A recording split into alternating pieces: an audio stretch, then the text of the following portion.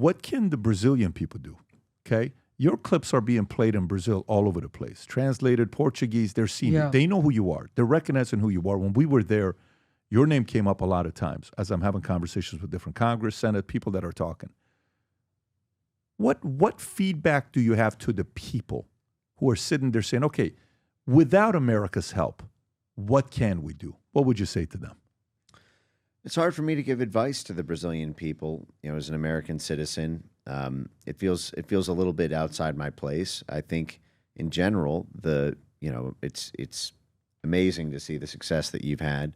I too, like Patrick, have never seen an Instagram video with over 300 million views. That's highly impressive. But I think that is ultimately the path to bringing power to the people, is to make your voice heard as loud as humanly possible, and to keep turning your voice up and up and up and up, and to find partners at every conceivable level in the U.S., in Europe, to wherever. And I don't mean that in an interference way. I mean that simply for people around the world to hear your message.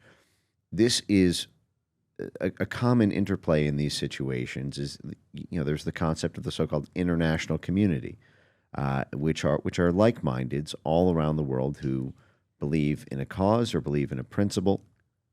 And the bigger that tent is, the more that energizes, and the more that also impacts the people in the country, because they will hear the media sirens around the world who amplify that message. It gets out, and support can come from strange places when you sing your song loud enough.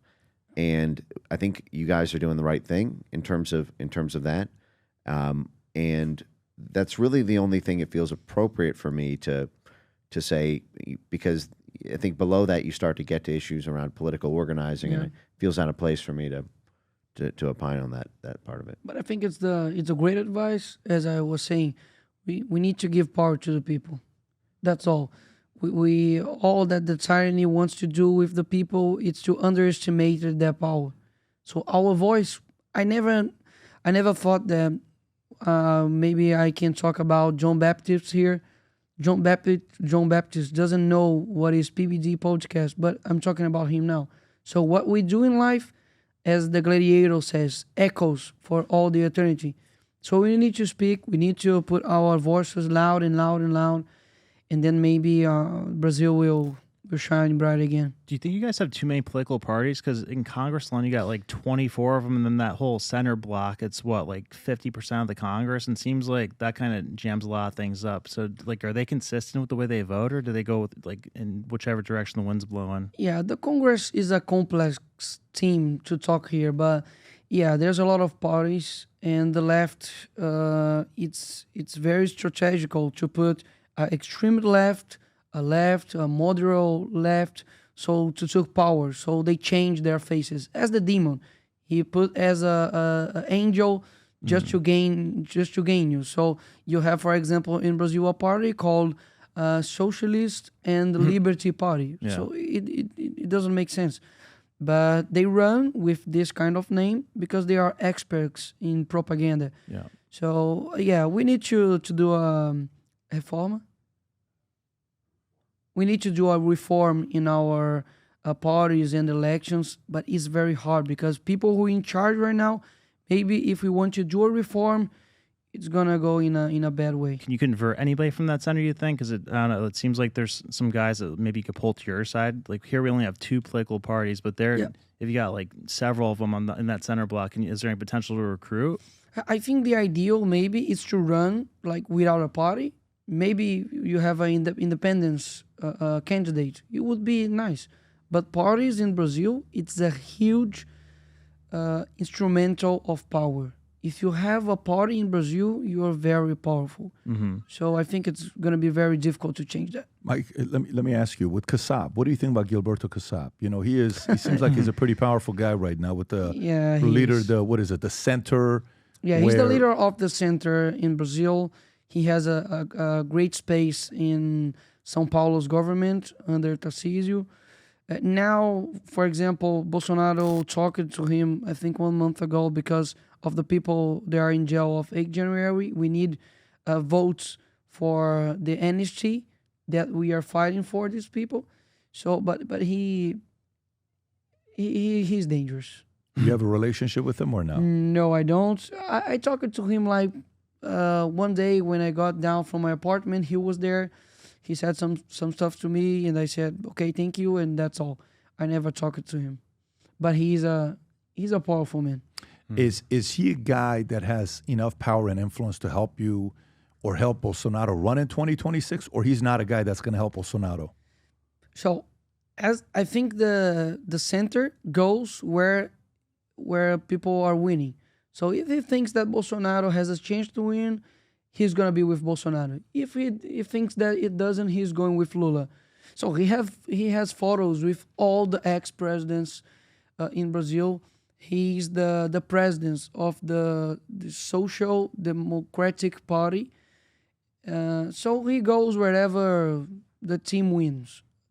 I can't say that I trust him because I really don't. But maybe, like, if he wants to help Bolsonaro right now, okay, help is always good. But of course he's gonna ask something, and I don't know what he's gonna ask for. Like a favor. Yeah, of course. The center never comes without a favor, and I don't know if this is favor goes higher than our principal values.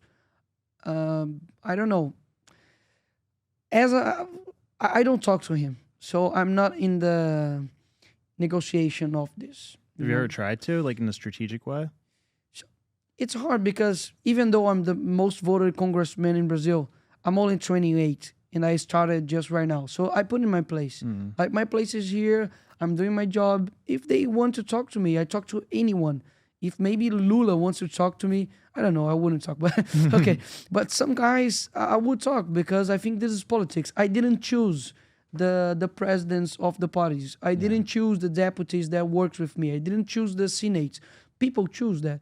So I need to work with the materia prima. Brazil, I'm so glad you're watching this. I want to tell you something here. Do you know what's the one thing tyrants or criminals in politics, in your government, you know what's the one thing they hate? Is for the people to have hope. It's been said, man and women can live 40 days without food, 4 days without water, 4 minutes without air, but only 4 seconds without hope. When I was in Brazil, we had dinner with Nikolas Ferreira. And while we're having dinner, we gave him a shirt and we took a picture together. It's called Future Looks Bright with Brazilian flag. I would love nothing more than to see thousands and thousands of people in Brazil to wear a shirt that says Future Looks Bright with your flag. Just for Brazil, we made these custom shirts for you. If you want to inject the spirit of hope in Brazil, go place 1 order, 2, 3, buy it for your peers, your family. Click on a link below or go to vtmerch.com and sport your Future Looks Bright shirt in Brazil. Let the dictators, let the tyrants get so angry the fact that you are optimistic about the future.